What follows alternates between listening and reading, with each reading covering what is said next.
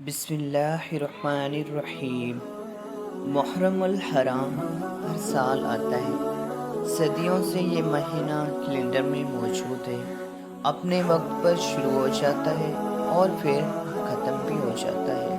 یہ سلسلہ صدیوں سے جاری ہے اور اب تک جاری رہے گا۔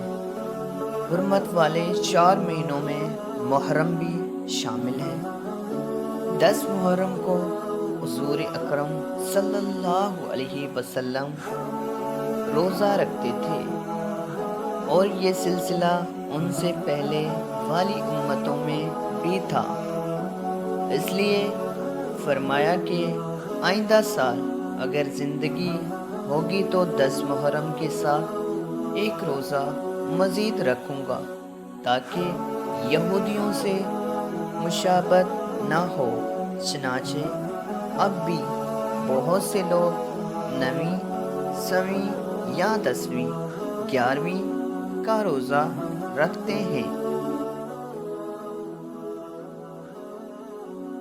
روز و شب کا سلسلہ جاری تھا کہ تاریخ کے کینوس پر نواسائے رسول صلی اللہ علیہ وسلم جگر گوشہ بطول فرزند اسد اللہ غالب علی ابن ابی طالب امام حسین رضی اللہ تعالی عنہ نمایاں ہو کر نظر آئے۔ واقعہ کربلا کی ایک تاریخی حیثیت ہے۔ اس کی ایک حیثیت یہ ہے کہ یہ ایک لوک داستان کی حیثیت سے بہت سے ملکوں اور معاشروں میں زندہ جاوید ہو گئی ہے۔ عرب و عجم کی جس حصے میں اس داستان کو بیان کیا جاتا ہے، اس حصے کے رسم و رواج داستان سرائی کے لیے اس میں شامل ہو جاتے ہیں۔ اس کا مقصد درد و الم اور ظلم و ستم کی بدرجہ اتم تصویر کشی ہے۔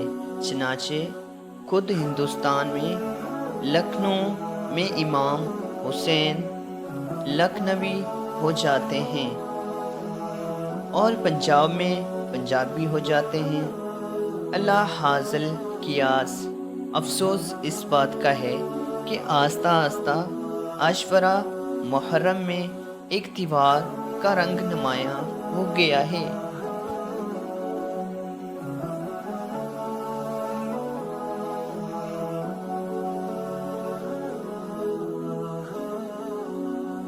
مرثیہ لکھا جائے، مجلس پڑھی جائے، جلوس نکالا جائے، نیاز دلائی جائے، کیا یہ کافی ہے؟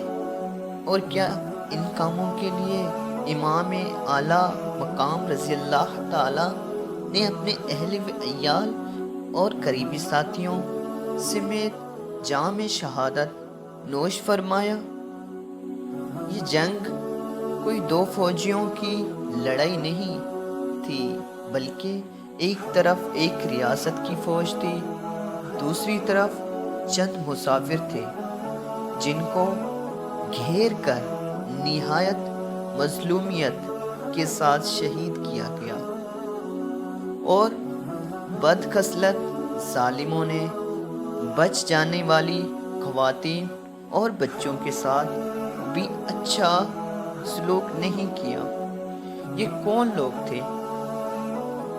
یہ امام رضی اللہ تعالی عنہ کے نانا کے امتی اور کلمہ گو مسلمان تھے، مگر یہ چیز ان کو ظلم و بربریت سے نہ روک سکی۔ آخر وہ کیا مقصد تھا جس کے لیے حضرت امام حسین رضی اللہ تعالی عنہ اتنی عظیم قربانی دینے کے لیے تیار ہوئے؟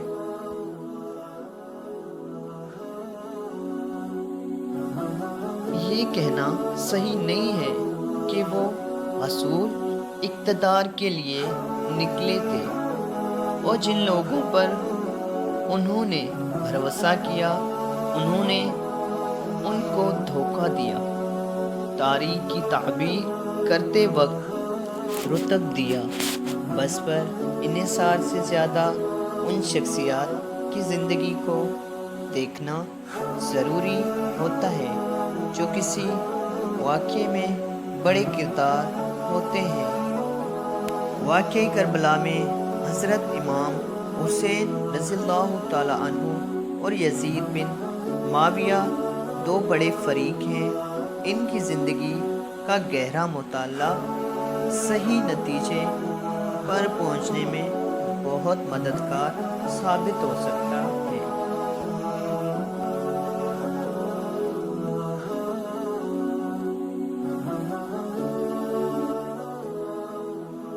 شہادت حسین پر غور کرتے وقت اس بات کو کبھی نہیں بھولنا چاہیے کہ خلافت راشدہ کے پورے دور اور اس کے بعد حضرت امیر معاویہ رضی اللہ تعالیٰ عنہ کے زمانے تک بھی حضرت امام حسین رضی اللہ تعالیٰ عنہ کا خاندان کبھی گشت و خون پر آمدہ نہیں ہوا، اس لیے اس کو محض اقتدار کی جنگ سمجھنا سخت ناانصافی اور غلطی ہوگی۔ تو پھر کیا نئی بات سامنے آئی جس کے لیے امام حسین رضی اللہ تعالیٰ عنہ کو کھڑے ہونا پڑا؟ یزید کا کردار ایک ضمنی بات ہو سکتی ہے، مگر لوگ مرتد تو نہیں ہو گئے تھے، ارکان اسلام موجود تھے اور لوگ ان پر عمل پیرا بھی تھے۔ عدالتوں میں فیصلے اسلامی قانون کے مطابق بھی ہو رہے تھے۔ ان حالات میں ایک عام آدمی کے لیے تو شاید اس کا ادراک بھی ممکن نہ تھا کہ گاڑی راستہ بدل رہی ہے اور کچھ ہی دیر میں اس کی منزل ہی اور ہو جائے گی، اور وہ بہرحال اسلام کے مطلوبہ منزل مقصود نہیں ہو گئی۔ اس فرق کو امام عالی مقام رضی اللہ تعالیٰ عنہ جیسا صاحب نظر ہی محسوس کر سکتا تھا۔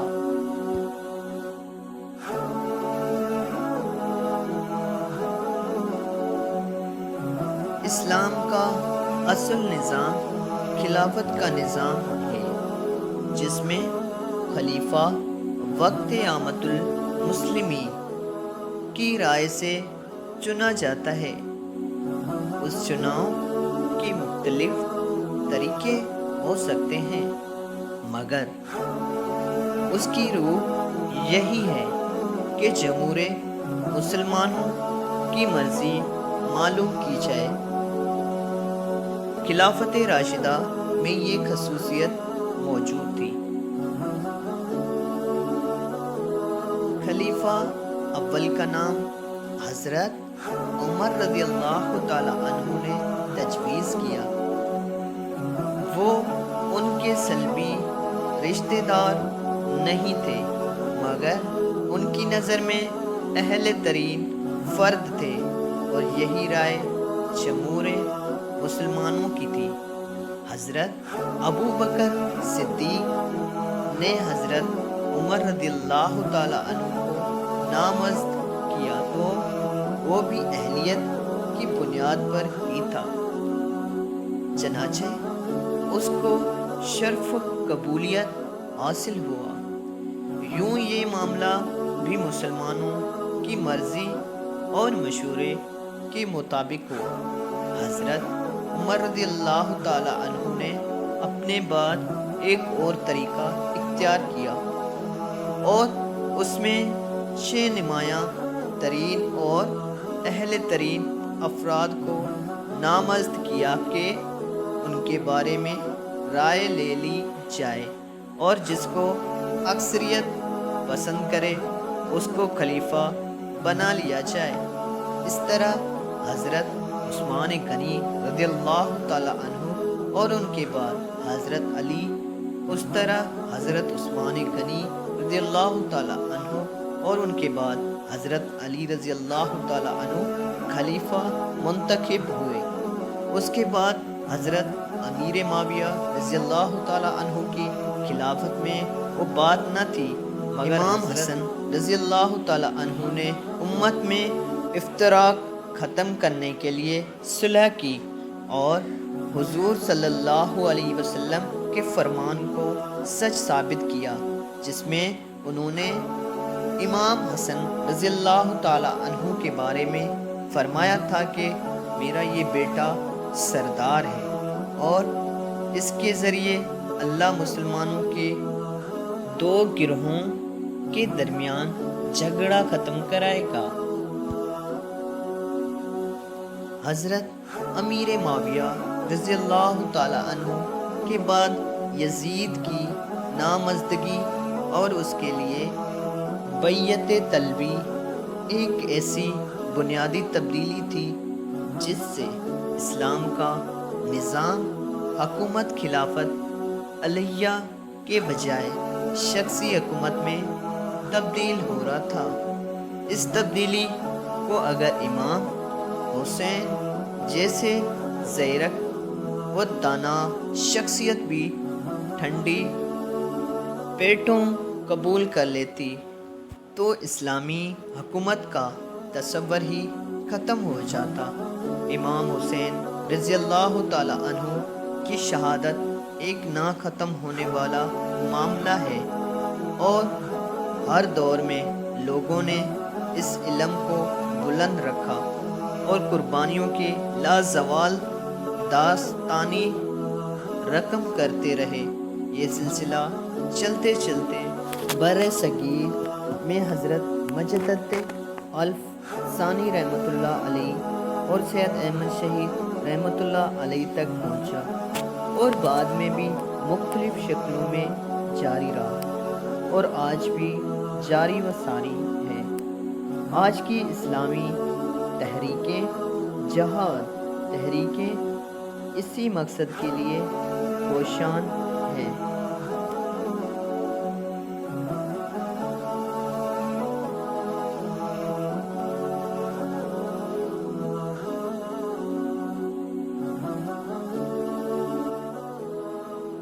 آج دنیائی اسلام میں احیائی اسلام کی تحریکیں کامیاب ہوتی نظر آتی ہیں تو یہ بھی حضرت امام حسین رضی اللہ تعالی عنہ کی قربانی کے ثمرات ہیں۔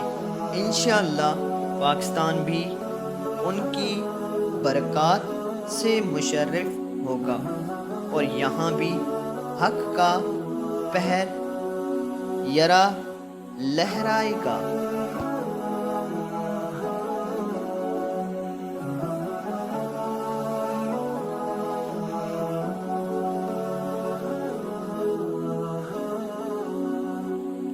آج کے دور میں امام حسین رضی اللہ تعالی عنہ کے راستے پر چلنے کے خواہش مند لوگوں یا ان کے نام لیواؤں کو یہ بات نہیں بھولنی چاہیے کہ امام حسین رضی اللہ تعالی عنہ نے جس اعلیٰ مقصد کے لیے عظیم ترین قربانی پیش کی، ان سب کو اسی طرح کی قربانی اس مقصد کے لیے پیش کرنے کو تیار رہنا چاہیے۔ اگر کام ہو جائے تو دنیا میں امت مسلمہ ساری دنیا کی سردار ہوگی اور آخرت کی کامیابی تو بالکل طے شدہ امر ہے۔